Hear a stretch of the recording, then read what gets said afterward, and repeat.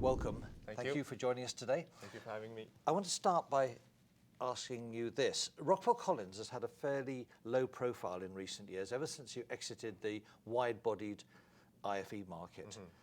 Apart from Airshow, that is. But you're back with a bang. You were at APEX back in Anaheim. Right. What products are you now promoting? Yeah, so you're right. It's been a couple years now, actually. We're making our way back into the prominency of IFE. And actually, the way we see the market is IFC and connectivity as well. As you will see at the APEX show this year, one of the big strategy is actually the merger of Rockwell Collins and Arinc. That's really the big story for us.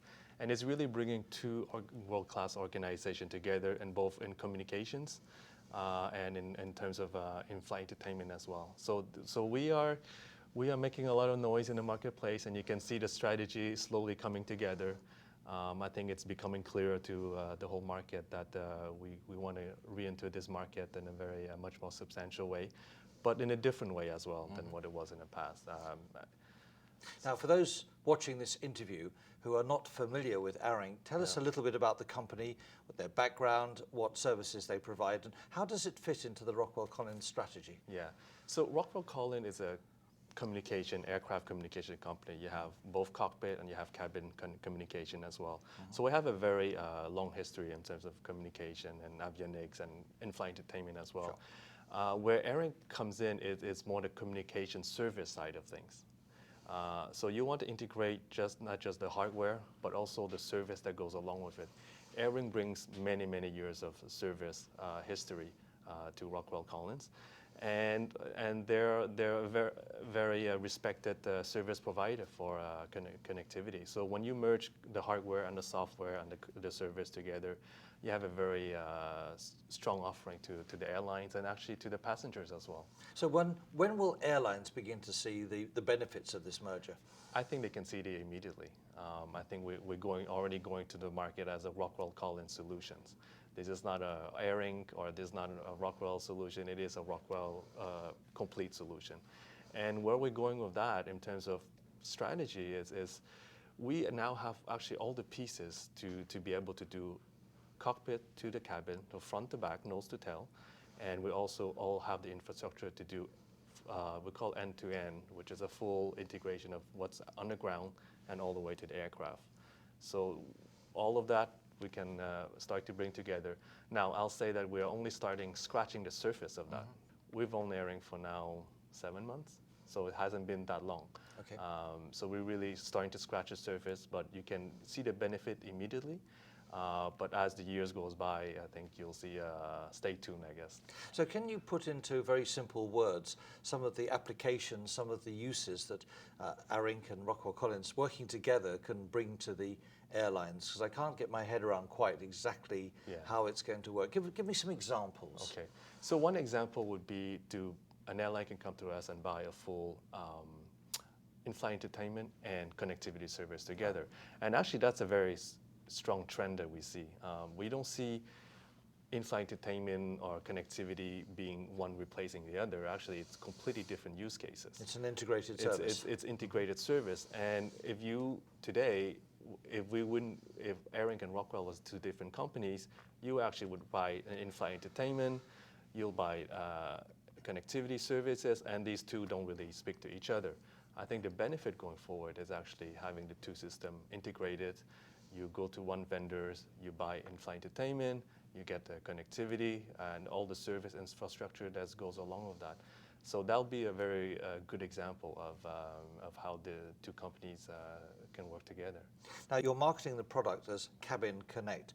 How does it work in practice? What's involved in the installation? How do passengers pick up the entertainment? So from a passenger's perspective, this is no different than what they used to, let's say, in a hotel room. Actually, you get on, you pick the Wi-Fi network that you want, and whether the airline chooses to charge you or not, that's really up to them. Then you either enter some credit card number or you just accept some terms and conditions, and there you go, you have access to the internet. So from a passenger's perspective, it's fairly straightforward. From installation, one of the big news at the APEX show this year is actually we've signed an agreement with Inmarsat to be a KA reseller We call it value-added reseller. I think that's the term that the industry uses. A value-added reseller. That's okay, right. Yeah. So we do add values. Yeah. Yes. So we bring the whole solution from the internal. So you have the cabin connect, which is all the infrastructure inside the cabin, the servers, the WAPs for the passenger to connect. And then as with Avar, with Inmarsat, we have on the antenna and stuff to go off board the airplane. And all that is being serviced by Rockwell Collins. Now, you hear a lot about KU satellites, KA satellites. Again, some of our audience may be unfamiliar with these terms. What are going to be the benefits of the KA satellite? When's it going up, and how would it work? Okay, so there's already one satellite that's up, and there's 2 more that's coming up in the middle of next year. Yeah, 2015. 2015. Okay. Yeah. For me, there's a couple key differences in KA versus KU.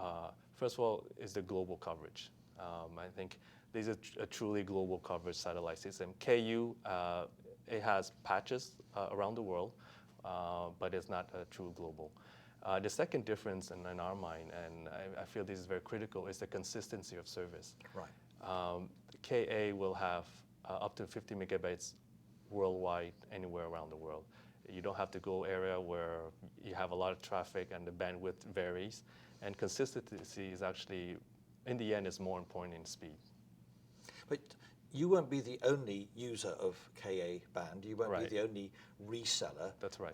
You're going to have other companies competing, other companies using the same satellite system. Has it got the capacity to handle lots of different airlines, lots of different hardware vendors? Yes, yes. I think it's got the capacity to handle many airlines. Now, if we do run out of capacity because we're wildly successful, so I wouldn't be upset. That's a problem you'd like to have. That's right. Yeah. When you acquired Sony Transcom many years ago now, you inherited the Paves system. Yeah. Are you still developing that system? Yes. What's the latest on that front? So we did inherit a system from Sony, but the latest system we've had has been developed for the last 2-3 years. Okay. So this is a brand new system, seat-centric system that we've promoted for the last couple of years. And it's really next year it's when it's going to enter service, and that's also very exciting for us. Right now we already have 1 launch customers with an Airbus platform, and we're about to announce, but not quite for today because it's not just ready, a second launch customer with a Boeing platform. So we're really excited about that. I think we're making a lot of progress. It's still very much central to what Rockwell is doing because we do believe in the full suite of solution in terms of in-flight entertainment and connectivity and kind of everything in between, because it's no longer that simple of definition. When you look at all the different combinations, there's probably a dozen or so combinations that you can do. But Paves is strictly narrow body, right? Yes. Okay. Any aspirations to go back into the wide-bodied market? This is something that we always consider. I think when the time is right, we'll be making a decision on that. Right now, it's still in the narrow body only. Now, I would say that connectivity is not restricted to narrow body. No. That's all across the board. Is Paves scalable? Could you take the Paves system and scale it up to a wide body? Or would you have to develop an entirely new system? No. So the beauty about this system is actually it is very scalable. The seat-centric architecture it's really everything resides in the seats. So the fact that you have 150 seats or 300 seats is kind of irrelevant. So it is more of a business decision than it is a technology decision. Finally, let's talk about Airshow. It's been a staple product of the Rockwell Collins offerability for many, many years now. You must have the vast majority of the Airshow style market out there, the moving map display market. What new innovations have you introduced for 2015? So that's a always evolving market because now we have many more competition. I think in the old days it was Airshow. That's the only one. But what you'll see is we wanted to stay ahead, and we are the premium map offering out there. And the latest one we have, it's use something very similar to Google Earth, that very, very high resolutions, where you go down to the very fine details. And we also link Airshow with connectivity. So if you go to Mount Everest and you click on that, you can bring up a Wikipedia page, for example. So that's an evolution of the maps that we're having. And also the graphic, I think you kind of have to see it to really appreciate how much detail and information there is in the Airshow moving map. And then the other thing is the mobile application. So you can have Airshow, you can go to the iTunes store and download Airshow moving map. And also we have available for Android as well. So how does that work on your smartphone? Are you sitting there on board the plane and your map actually moves in time with the plane traveling? So the way it would work is there's two ways of doing this. If it's Apple, you have to download ahead of time because Apple will not let you download anything outside of the iTunes store. Right, but if you're an Android, you can download either on the airplane or on the ground.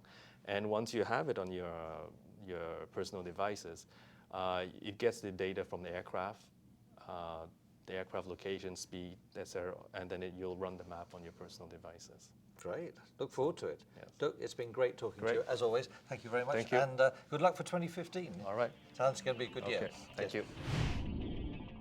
Coming up, Steve Harvey brings you another informative and interesting interview with a leading professional from the ranks of our in-flight entertainment industry. Don't miss it. That's next time on the PME Interview.